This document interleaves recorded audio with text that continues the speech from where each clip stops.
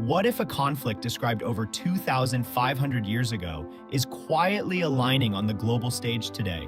Nations rising in alliance, a target clearly set on Israel, and warnings that match current headlines with striking precision. In this opening episode of our Ezekiel 38 series, we're walking through the prophecy verse by verse, visually, historically, and spiritually. We'll see the nations involved, God's sovereign response, and what this means for believers living in these times. If you've ever wondered whether the Bible still speaks powerfully to our chaotic world, stay until the end. The hope woven into this warning is for you. Ezekiel was a priest carried into exile in Babylon around 597 BC. His ministry spanned one of Israel's darkest chapters, the fall of Jerusalem and the temple. Yet in the midst of judgment, God gave him powerful messages of future restoration. Chapters 36 through 39 form a unified message.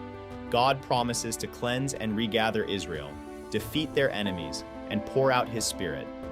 Ezekiel 38 specifically points to a future invasion in the latter days.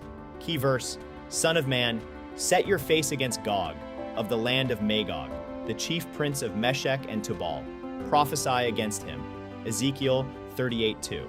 Many interpreters identify Gog as a leader or power from the north, with Magog and associated regions historically linked to areas north of Israel, often discussed in modern context with Russia and allied territories.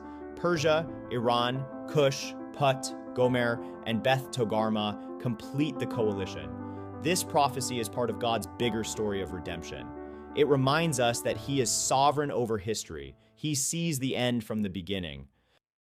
God names the players clearly: Persia, ancient Iran, Cush, Put, Libya and North Africa, Gomer and Beth Togarmah, regions in modern Turkey and Central Asia, and many others with them. Together they form a coalition that comes like a cloud covering the land, Ezekiel 38:9. Their motive? To plunder a restored, relatively secure Israel, as described in verses 10 to 13. Today we see strengthening ties and regional dynamics that echo this exact grouping. These developments make the prophecy feel remarkably relevant, but we must be careful. We watch with discernment, not speculation. The Bible calls us to wisdom, prayer, and readiness, not fear. Have you noticed how ancient words sometimes illuminate today's headlines? That's part of why this matters. The invaders come with a massive horde, intending sudden plunder, but God declares, "I am against you, O Gog," Ezekiel 38:3. His response is supernatural and decisive. A great earthquake in the land of Israel, 38:19. Confusion among the troops so they turn on each other, 38:21. Torrential rain, hailstones, fire, and sulfur, 38:22. The purpose is clear. I will show my greatness and my holiness, and I will make myself known in the sight of many nations. Then they will know that I am the Lord. Ezekiel 38:23.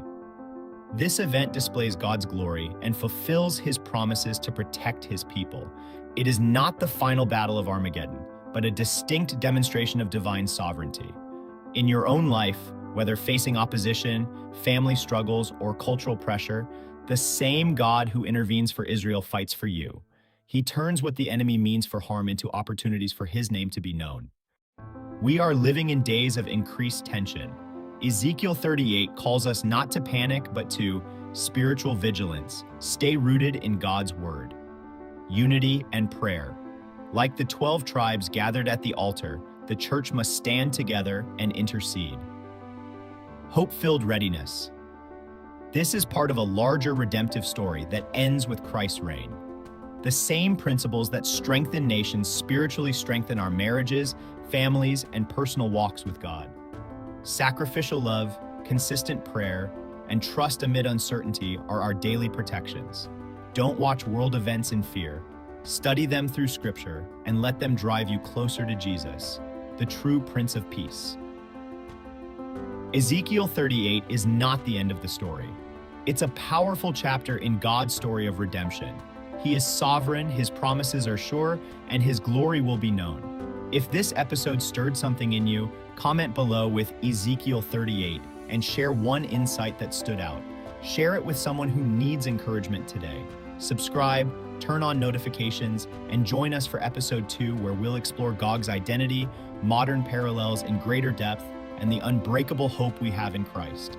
Thank you for watching. May the Lord bless you and keep you. See you in the next one.